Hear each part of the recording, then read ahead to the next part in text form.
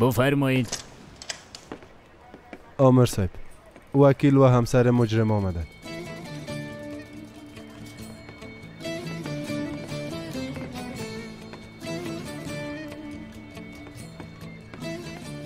شما کی هستین؟ ما وکیل محمد قدیرالچک ممتاز سلطان هستم. خانم محترم موکل ما و خانم قدیرالچک هست. آمر صاحب، موکل ما قربانی یک گزارش اشتباه شده. این طفل که نامش نوشته شده تا زمانی که در منطقه بوده همراه موکل ما یک جای زندگی میکنه. اوراق اقامتش در دوسیه است.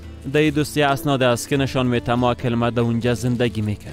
به از او موکل ما بعد از فوت خانواده‌اش به خواست خود سرپرستی طفل به عهده گرفته آمر صاحب و میخواست که او را همراه خود کلان کنه.